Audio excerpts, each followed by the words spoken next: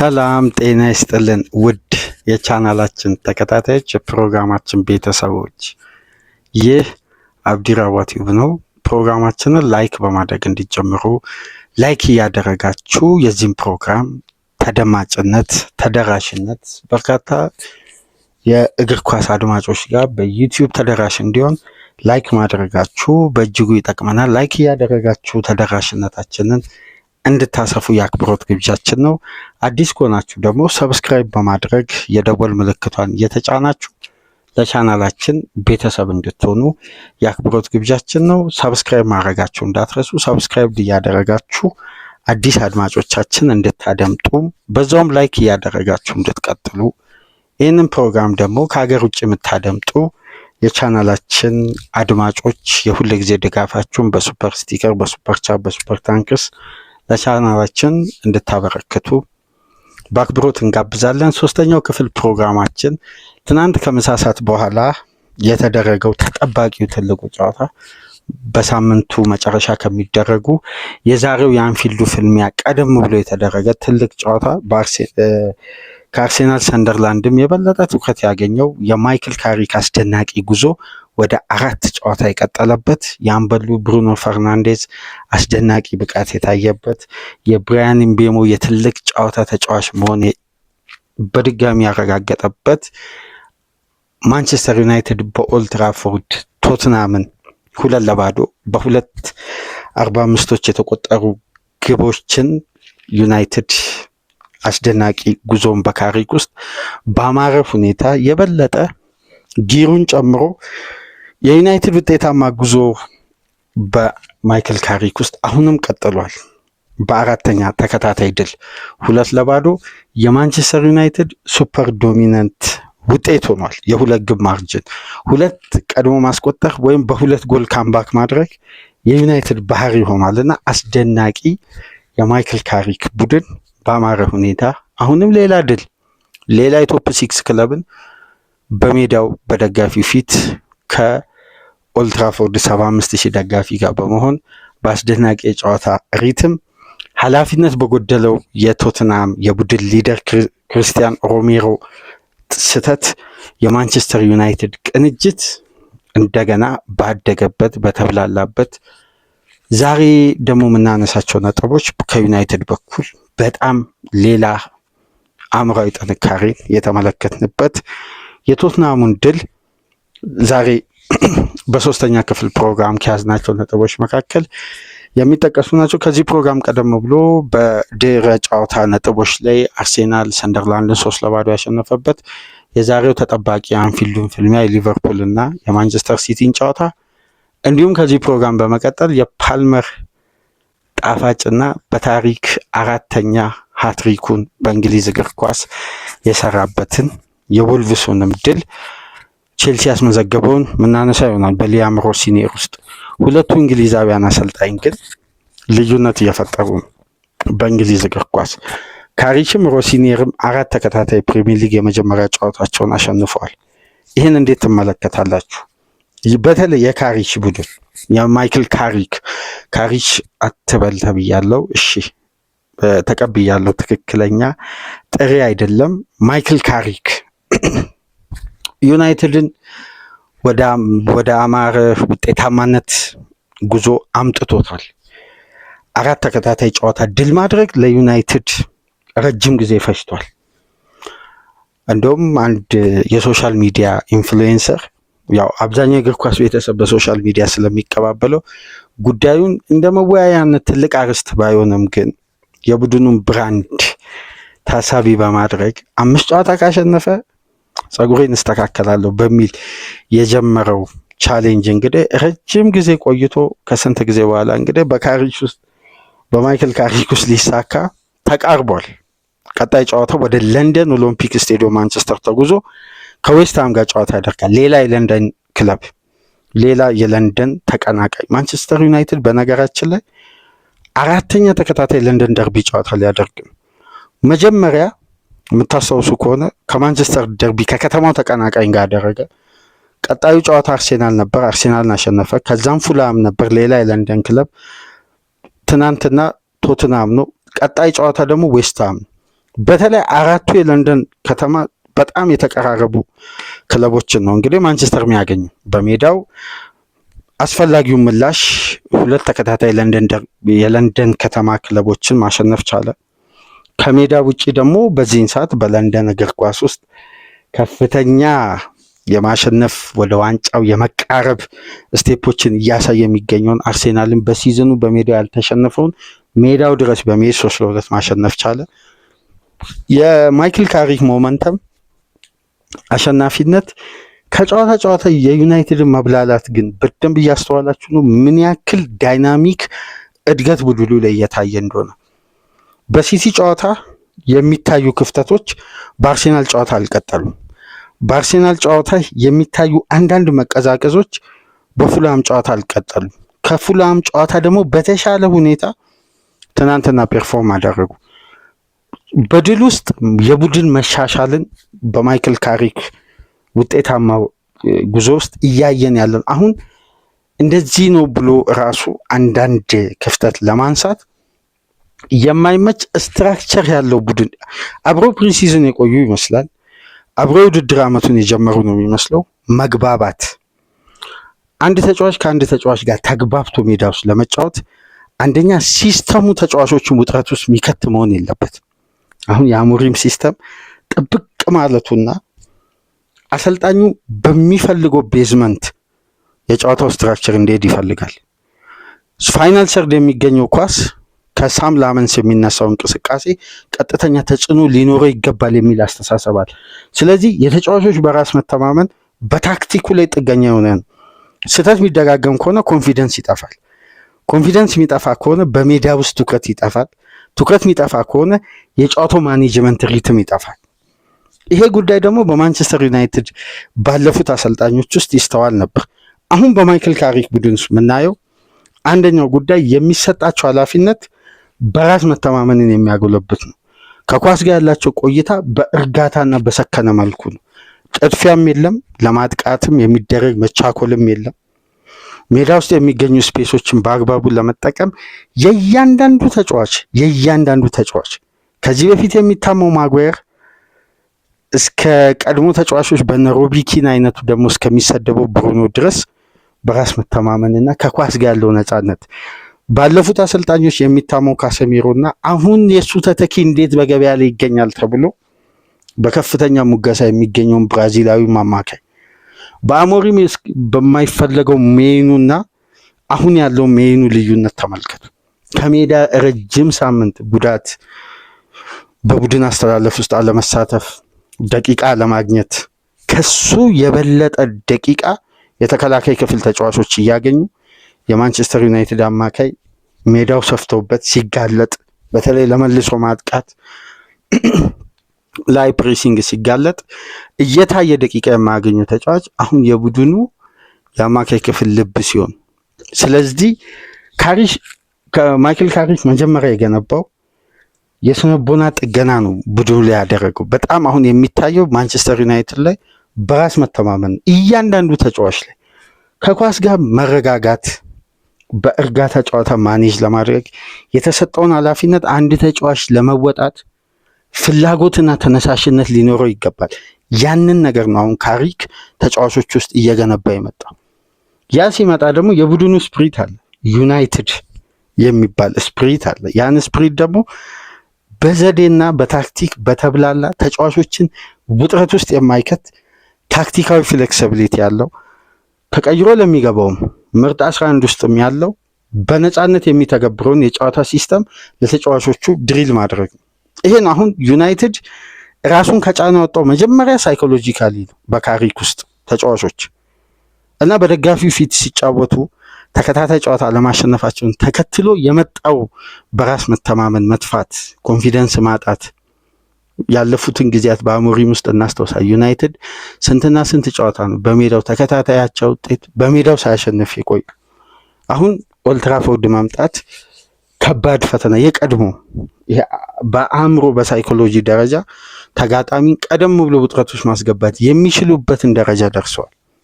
ለዛ ነው ማንቸስተር ዩናይትድ ፎርሙ በራስ መተማመን ላይ መጀመሪያ መገንባቱ የምናየው ተጫዋቾች ሜዳ ውስጥ በፍሪደም ነው የሚጫወቱት። እያንዳንዱ ኳስ መሳቀቅ የለም ወይም ብልሽትን ታሳቢ ተደርጎ የሚደረግ ፓስ የለም። አይ ይህን ኳስ ፓስ ባደርግ ይበላሽብኛል የሚል ቅድመ ጥንቃቄ የሚወስድ ተጫዋች የለም። ፍሌክሰብል ነው ቡድኑ። አሁን ዩናይትድ ፍሌክሰብል ሲሆን ደግሞ ማጥቃቱ ላይ ጥራት አለ። በሊጉ ሃይ ኳሊቲ ስታንዳርድ ክሬቲቭ ሚድፊልደር አለ፣ በጣም ሃይ ኳሊቲ። ሰሞኑን አንድ ጉዳይ ተመልክቼ በጣም ያስገረመኝ ጉዳይ አለ በሶሻል ሚዲያ ላይ እና እኔ ስለ አንደርሬት እና ኦቨርሬት አገራችን ውስጥ ያሉ የእግር ኳስ ተመልካቾች በጥልቀት የተረዱት አይመስለኝም ይሄን ጉዳይ። ምናልባት ይህን ጉዳይ ለመረዳት አንድ ቶኪንግ ታክቲክስ የሚል የዩቲዩብ ቻናል አለ። ግቡና እዛ ላይ ስለ አንደርሬት እና ኦቨርሬት ፐርፎርማንስ አናላይዝ የሚደረግበትን ዲቴል በደንብ ተመልከቱት። መጽሐፍም ታትሟል በደንብ በጆብስ የሚባል ታዋቂ የእግር ኳስ ሳይንቲስት አለና ኦቨርሬትድ እና አንደርሬትድ ፐርፎርማንስ አናላይዝ የሚደረግበት ወደ 66-67 መመዘኛዎች አሉ። እነሱን ተመልከቱት። ብሩኖ ፈርናንዴዝ እንዴት ነው ኦቨርሬትድ ተጫዋች ሊሆን የሚችለው? ብሩኖ ፈርናንዴዝ እኮ ያለው የኳሊቲ ስታንዳርድ ምናልባት ማንቸስተር ዩናይትድ በቀድሞ ስታንዳርድ ቢኖር ያለምንም ጥርጥር ባለንዶር የሚያሸንፍ ተጫዋች እኮ የብሩኖ ኳሊቲ። አሁን ብሩኖን ለማነጻጸር ከገሌ ጋር ለማለት የቡድን ስኬትን መመዘኛ አድርገው ሊያነሱ ይችላሉ። ስለ ፐርፎርማንስ አናላይዝ ዲቴል ካያችሁ ግን ብሩኖ ፈርናንዴዝ በዚህን ሰዓት ምርጡ የክሬቲቭ አማካይ ነው። ምንም ኤገሌ ይበልጠዋል ኤገሌ አንሳል አይደለም። ብሩኖ ፈርናንዴዝ ኦቨርሬት ተጫዋች ሆኖም አያውቅም፣ ሊሆንም አይችልም፣ አይሆንም። ምክንያቱም በአጭር ዓመት ውስጥ 200 የግብ ተሳትፎ ያደረገ የ10 ቁጥር ቦታ ተጫዋች ነው። በሩበን አሞሪም ውስጥ 14 ወር በዲፕ ላይን ፕሌይሜከር እየተጫወተ ተጫዋች መሆኑን መርሳት የለብን። በባክስሪ ሲስተም እስቲ በባክስሪ ሲስተም ውስጥ በክሬቲቪቲ የነጠቀ ተጫዋች፣ ከፍ ያለ ተጫዋች አስታውሱኝ። በዘመናዊ እግር ኳስ በቱሄል ቼልሲ ውስጥ አስታውሱ፣ ወደ ኋላ መታችሁ። ክሬቲቪቲ የሚባለው ደግሞ የግድ አሲስት ማድረግ ብቻ አይደለም፣ ቻንስንም ክሬት ማድረግ። ብሩኖ በፕሪሚየር ሊጉ በዘንድሮ ሲዝን ከካሪ ጋር የቆየው 4 ጨዋታ ነው። የሲዝኑን 21 ጨዋታ የቆየው ከሩበን አሞሪም ጋር። የትኛው ተጫዋች ነው እስቲ 68 ቻንስ ክሬት ያደረገ? ተውት፣ በ20 ብሩኖ ይበልጣል ከሁለተኛው ተጫዋች።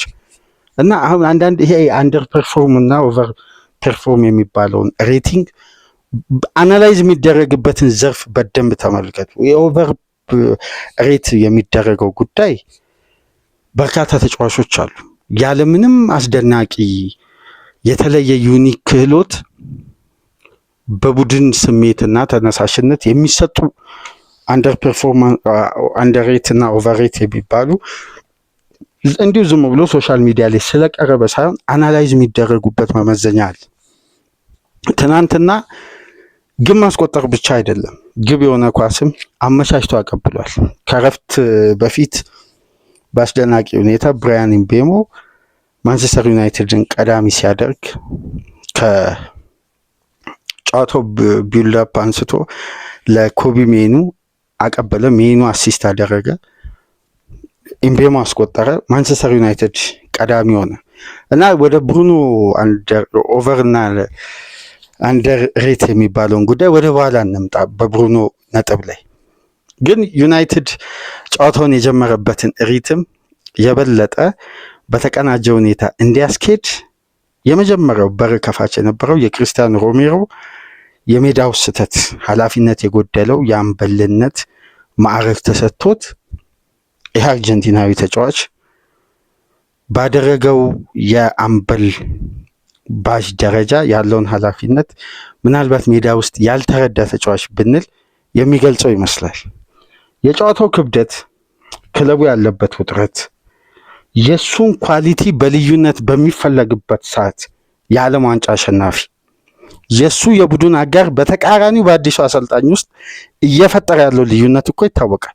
ሊሳንድሮ ማርቲኔዝ ከጉዳት መጥቶ ለዩናይትድ ምን እያበረከተ እንደሆነ የአገሩ ልጅ ነው፣ እያየ ነው። ይሄ ደግሞ የተሰጠው ኃላፊነት አምበልነትም ነው። የጨዋታው ክብደት አለ። ቶማስ ፍራንክ ከነተጫዋቾቻቸው በጉዳትም በውጤትም ማጣት የገቡበት ጫና አለ። በየቀኑ በነገራችን ላይ የእንግሊዝ ሚዲያ ጋዜጣ ስመለከት የማላጠው ጉዳይ ቢኖር የቶትናምና የቶማስ ፍራንክ ጉዳይ ነው። በየቀኑ ትችትና አቤቱታ አለ። ከደጋፊው ይሰደባሉ። ከቦርዱ ጋር አለመግባባት ውስጥ ገብተዋል። ተጫዋቾች በአግባቡ ትሬዲንግን እየፈጸሙ አይደለም። የነ ሮሜሮ ትዊተር እና ኢንስታግራም ፖስት አለ ከጨዋታው በኋላ ደካማ አስተዳደር፣ የቡድን ፍላጎት ከፍተኛ ነው፣ የአስተዳዳሪዎች ፍላጎት ዝቅተኛ ነው እያለ ስናሸንፍ እየመጣችሁ የውሸት አታበረታቱን እያለ የክለቡን አስተዳደር እየሰደበ ሳይኮሎጂካሊ የቡድኑን ጥንካሬ መጠበቅ ያለበት ኃላፊነት የበለጠ ከማንቸስተር አይነት ቡድን ጋር ለበቀል እኮ ራሱን አሹሎ ነው የመጣው ማንቸስተር። ምክንያቱም በክለቡ እግር ኳስ ታሪክ 6 ተከታታይ ጨዋታ በቶትናም የበላይነት ተወስዶበት አያውቅም። ቶትናምን ሳይረታ ለ6 ተከታታይ ጨዋታ ማንቸስተር ዩናይትድ ከተመሰረተበት ጊዜ አንስቶ ቆይቶ አያውቅም።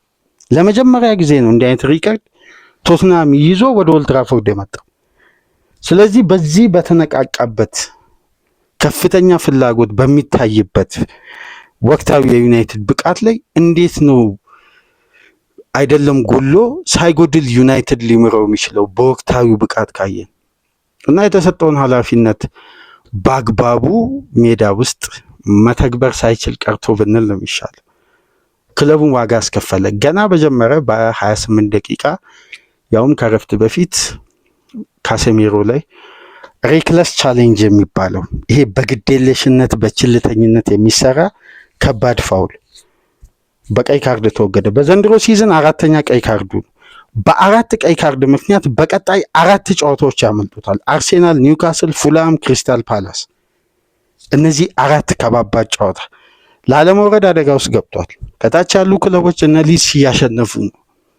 በዚህ ስጋት ውስጥ የገባ ክለብ ከጭንቅ ማውጣት በሚገባበት ሰዓት እንግዲህ የበለጠ ሌላ ጭንቅ ውስጥ የከተተ በክለቡም የመቆየቱ ዕጣ ፈንታ በጣም ዝቅተኛ እንደሆነ እየተነገረ ነው የሚገኘውና ማንቸስተር ዩናይትድ በፍጥነት 38ኛ ደቂቃ ላይ ኮርና በተደረገ ቴክኒካዊ ቅንጅት ኮቢ ሜኑ ትናንትና በነበረን ቅድመ ጨዋታ ግምገማም ጠለቅ ብለን ጋላገር ነው የሚመረጠው ወይስ ቱሄል የሚጠሩት ወይስ ኮቢ ሜኑን ነው ብለን ጠለቅ ያለ ትንተና የሰጠው የትናንትናውን በነገራችን ላይ ቅድመ ጨዋታ ግምገማ ላይ ተመለከተ። ጨዋታውን ከምሳ ሰዓት በኋላ ጨዋታውን የሚመስል ቅድመ ጨዋታ ግምገማ ነበር ያደረግነው በቶትናም እና በማንቸስተር ዩናይትድ አማካዮች መካከል የሚኖረው ፍጥጫና ይሄ ጨዋታን ድል ማድረግ አልፎ ተርፎ በእንግሊዝ ብሔራዊ ቡድን ለሚደረግ ጥሪም ትልቅ ልዩነት የሚፈጥር ነው ብለን ስናነሳ ነበር እና በዚህ መሰረት ሜኑ 2-0 ጋላገርን አሸንፏል። ስለዚህ ቱሄል ጋላገር ወርክሬቱ ምናምን የሚለውን ጉዳይ ጣጣውን ትቶ ለሜኑ ቅድሚያ መስጠት እንዳለበት ያየንበትም ሌላ ጨዋታ ነው። በዚህ መሰረት እንግዲህ በሜኑ እና በብሩኖ መካከል ቴክኒካሊ በተደረገ መግባባት የትልቅ ጨዋታ ተጫዋች ሆነው ብራያን ምቤሞ በድጋሚ አስደናቂ አጨራረስ ዩናይትድን ቀዳሚ ያደረገ። በነገራችን ላይ የምቤሞን ኳሊቲ ከተመለከታችሁ ይሄ ቢግ ማች ፕሌየር የሚባለው ጉዳይ የሚያስማማ ነው እና አሁን ደብል ፊገር ላይ ደርሷል። 10 የግብ ተሳትፎ 9 ጎል 1 አሲስት በሚገርም ሁኔታ ደብል ፊገር ላይ መድረስ ችሏል የብራያን ምቤሞ ቁጥሮችና ይሄ ተጫዋች በአንፊልድ አስቆጠረ፣ በኤሚሬትስ አስቆጠረ፣ በመጀመሪያው የቶትናም ጨዋታ ቶትናም ስቴዲየም ላይ አስቆጠረ፣ ትናንት አስቆጠረ፣ በማንቸስተር ደርቢ አስቆጠረ። በሚገርም ሁኔታ እንግዲህ የውድድር ዓመቱን በዩናይትድ ወሳኝ ፍልሚያና ትላልቅ ጨዋታዎች ላይ ኃላፊነቱን የተዘዋወረበትን ትልቅ ዓላማና የተጫዋቹን አስተዋጽኦ በአግባቡ ለክለቡ እያበረከተ ከጨዋታ ጨዋታ እንግዲህ በልዩነት የምቤሞ አስተዋጽኦ ከፍ እያለ እየጎለበተ በተለይ የትልቅ ጨዋታ ወሳኝ ገዳይና የመጀመሪያ ግቦችን አሁን እያንዳንዱን ጨዋታ ከቶትናም ጋር ቀዳሚ ያደረገ ግብ ነው። በአንፊልድ ቀዳሚ ያደረገ ነው። በማንቸስተር ደርቢ ቀዳሚ ያደረገ ነው። በኤሚሬትስ አቻ ያስደረገ ግብ ነው። ትናንትና ደግሞ ቀዳሚ ማድረግ የቻለ ግብ ነው። ኢምቤሞ ውጤታማነቱ በሚያስቆጥረው የግብም አይነት ይለያል። የጨዋታን አድቫንቴጅ ዩናይትድ እንዲወስድ ያደርጋል፣ ወይም የተወሰደውን አድቫንቴጅ ወደ አቻነት እንዲቀይር ነው። ይሄ በነገራችን ላይ የጨዋታ ልዩነት የሚፈጥሩ እንዲህ አይነት ኳሊቲዎች በየክለቡ ውስን ናቸው። ለዛ የነዚህ ተጫዋቾች ሚና በአብዛኛው ጎልቶ ይወጣል። አሁን የኢምቤሞ የሚያስቆጥርበት የግብን አይነትና የጨዋታውን ክብደት ካያችሁ ከባድ ሰዓት ላይ ነው የሚያስቆጥረው። ቡድኑ በበለጠበት ሰዓት አድቫንቴጅ እንዲይዝ ያደርጋል። ቡድኑ በልጦ ወደ ጨዋታ መመለስ ካለበት የአቻነትን ግብ ያስቆጥራል። ከሜዳ ውጭም በሜዳውም ነው። በነገራችን ላይ ኳሊቲዎች ከሜዳ ውጭና በሜዳ በሚደረግ ጨዋታ ላይ ሚለያይ ከሆነ ስታንዳርዱ ላይ ችግር አለ።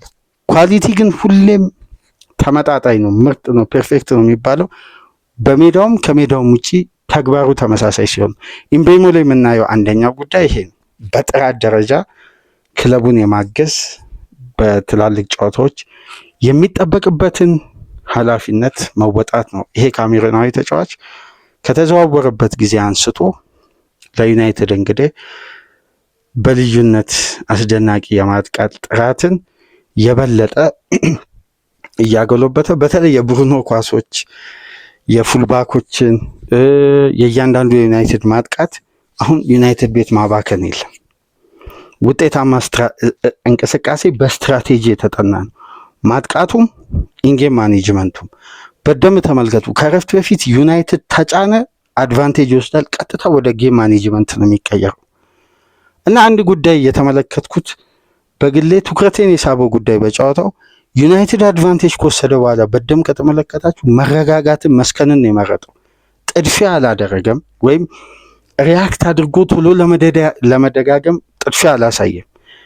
ተረጋግቶ ግን ኒውሜሪካል አድቫንቴጅን እየተመለከተ እየጠበቀ የአንድ ትርፍ ተጫዋች መኖሩ ሜዳ ውስጥ የበለጠ ስፐርስን ሜዳ ውስጥ ወርክ ሬቱ እንዲበዛ ነው የሚያደርገው። ይህን አድቫንቴጅ የነሱ ወርክ ሬት እያበዛ ቶትናም ወደ ድካም፣ ማንቸስተር ዩናይትድ በአዲስ ኢነርጂ በአዲስ ፍላጎት መንቃት። ኢንጌም ማኔጅመንቱ በጣም የሚያስደንቅ ነበር። በደም ከተመለከታችሁ ዩናይትድ ከኤቨርተኑ ጨዋታ ከአሞሪም ዩናይትድ በጣም ትምህርት መውሰዱን በካሪሽ ውስጥ የምናየው ኤቨርተን ተጫዋች በጊዜ ወጥቶበት ነው በጎደሎ ኦልትራፎርድ ላይ 1-0 ያሸነፈው። ያንን ጉዳይ በአግባቡ ዩናይትድን ቀጥቶ እንዳስተማረ የምንመለከተው በቀይ ካርድ ከወጣም በኋላ ራሱ ሮሜሮ ዩናይትድ ጥድፊያ፣ መዋከብ፣ ይሄ ደጋፊውንም ፈርስትሬት የሚያደርግ እንቅስቃሴ አይደለም፣ በሪትም እና በእርጋታ። ለዚህ ነው ተጫዋቾችን ሳይኮሎጂካሊ ይሄ በራስ መተማመናቸውን ነው መጀመሪያ ካሪች ማሳደግ የጀመረው በቡድን ውስጥ መግቢያ ላይ ስለነበረው። ለዚህ ነው ዩናይትድ ኒውሜሪካል አድቫንቴጅ መውሰዱን ተከትሎ ሪላክስ አድርጎ አልተጫወተም። ጌም ማኔጅመንቱ በጣም በተረጋጋ ሁኔታ በእርጋታ በሪትም ከደቂቃዎች የማጥቃት ፍላጎት ቡድኑ ላይ እየጎለበተ የተጋጣሚ ሪትም እያወረዱ ከሲስተም እያወጡ በእርጋታ ወደ ማጥቃቱ እንቅስቃሴ ተቀናጅቶ ገብቶ ውጤታማ ፈርስት ሃፍ ማሳለፍ ቻለ በኢምቤሞ ግብ። ሰከንድ ሃፉ እንግዲህ የዩናይትድ የተለየ ነበር። ብሩኖ በአስፈላጊው ሰዓት በአስፈላጊው ደቂቃ ሁለተኛውን ጎል አስቆጠረ። በዩናይትድ ማሊያ 200ኛውን የግብ ተሳትፎ ማድረግ የቻለበት አስደናቂ ከምሳ ሰዓት በኋላ የተደረገ ጨዋታ ነበር እና የብሩኖ ፈርናንዴዝ አስደናቂ የዩናይትድ ቤት የእግር ኳስ ዘመን እንግዲህ ከሚያሳዩን ቁጥሮች መካከል በ200 የግብ ተሳትፎ 104 ግብ በማስቆጠር 96 አሲስት በማድረግ 200ኛውን የግብ ተሳትፎ ያደረገበትን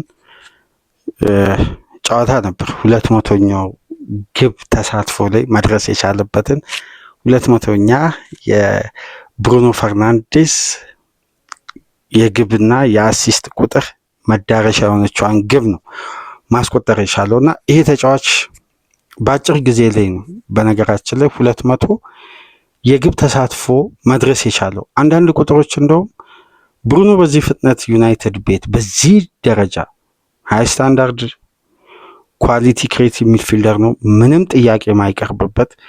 ይሄ ለንጽጽርና ለብሽሽቅ የሚቀርቡ ጉዳዮች እንኳን ከእውነታ የራቁ ስለሆነ ብዙም እዛ ላይ ባናተኩር፣ ምክንያቱም እግር ኳሳዊ ጉዳዮች ሁሌም የሚነግሩን ተገቢ የሆነ የሜዳ ውስጥ አስተዋጽኦና ዳይናሚክ እንቅስቃሴ አለ። እስቲ አንድ ጉዳይ በግልጽ እዚህ ጋር ለማንሳት ማለት ነው፣ ከምንም ላይ ክሬት የሚያደርጉና ከሚጠበቅ አንግል ክሬት የሚያደርጉ ተጫዋቾችን ኳሊቲ ሜዳ ውስጥ በቪዲዮ እስቲ ለመለየት ሞክሩ።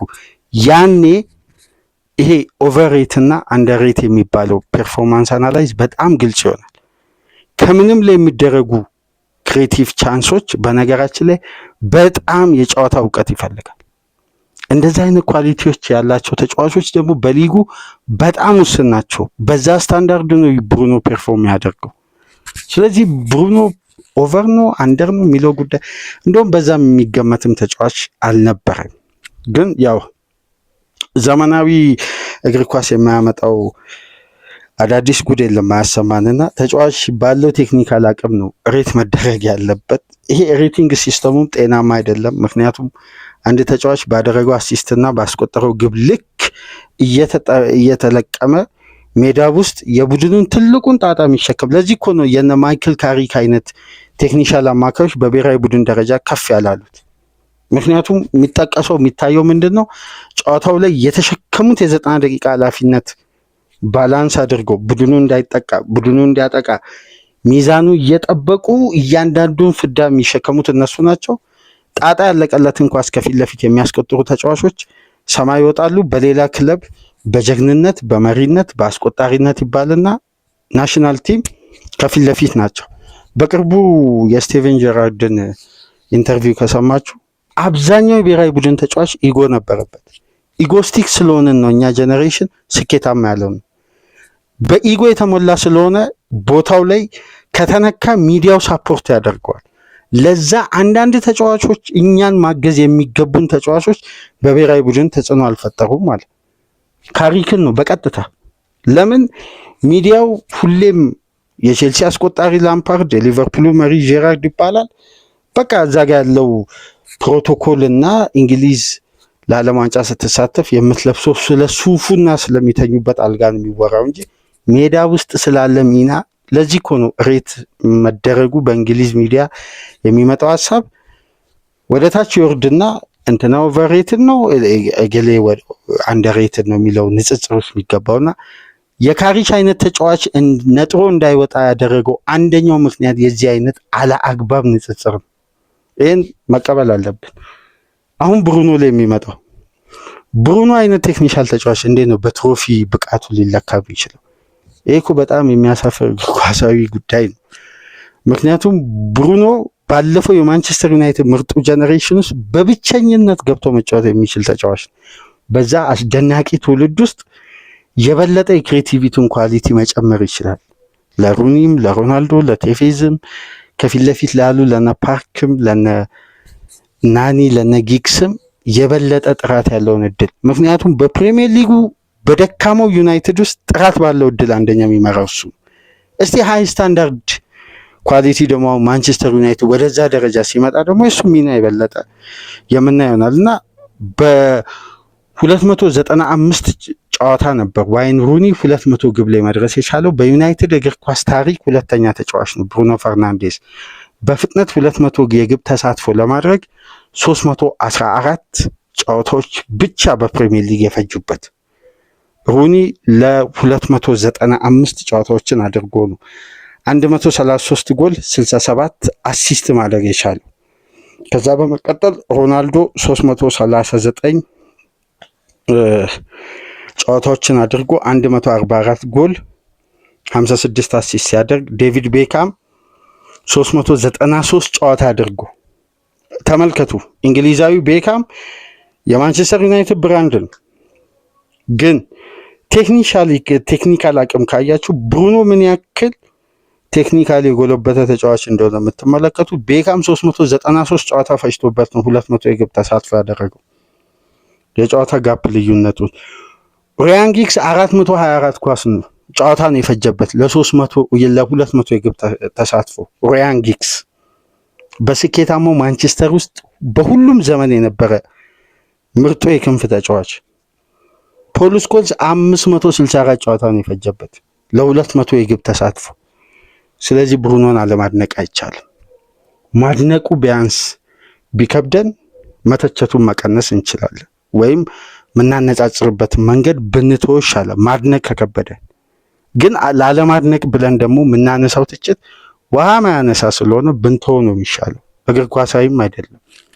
ነገር ግን በዚህ ጨዋታ ከተመለከትናቸው ሌሎች ጉዳዮች መካከል ሮሜሮና ቅድም ሊሳንድሮ ማርቲኔዝን ያነሳውበት ዋነኛ ምክንያት ኃላፊነት የመሰማት ጉዳይ ያልኩት ማንቸስተር ዩናይትድ ሪትሙን ጠብቆ ጨዋታን ዶሚኔት ለማድረግ መጀመሪያ ኢንጌም ማኔጅመንቱ የሰከነ መሆን ነበረበት። በቀይ ካርድ ሮሜሮ ከወጣ በኋላ ይሄ የምንመለከተው ጨዋታው ላይ ምን ያክል ሪትም እንዳይበላሽና ማኔጅመንቱ ልክ የኤቨርተን አይነት ጥድፊያ ተደርጎ የጎደለው ቡድን በተገኘ አጋጣሚ አስቆጥሮ ጥብቅ ያለ ሎ ብሎክ ቡድን እንደሆነ ይታወቃል። የቶማስ ፍራንክ ቡድን ያንን ሎ ብሎክ ከሰራ ለማስቆጠር ሊቸግር ነው።